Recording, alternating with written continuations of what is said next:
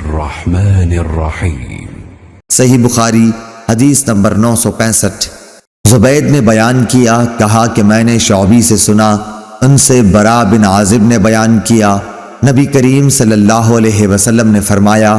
کہ ہم اس دن پہلے نماز پڑھیں گے، پھر خطبے کے بعد واپس ہو کر قربانی کریں گے۔ جس نے اس طرح کیا اس نے ہماری سنت کے مطابق عمل کیا، اور جس نے نماز سے پہلے قربانی کی تو اس کا ذبیحہ گوشت کا جانور ہے جسے وہ گھر والوں کے لیے لایا ہے، قربانی سے اس کا کوئی بھی تعلق نہیں۔ ایک انصاری رضی اللہ عنہ جن کا نام ابو بردہ بن نیار تھا بولے کہ یا رسول اللہ صلی اللہ علیہ وسلم، میں نے تو نماز سے پہلے ہی قربانی کر دی،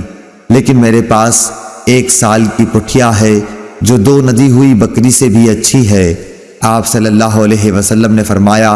کہ اچھا، اسی کو بکری کے بدلے میں قربانی کر لو، اور تمہارے بعد یہ کسی اور کے لیے کافی نہ ہوگی۔ اللهم صل على محمد وعلى آل محمد كما صليت على إبراهيم وعلى آل إبراهيم إنك حميد مجيد اللهم بارك على محمد وعلى آل محمد كما باركت على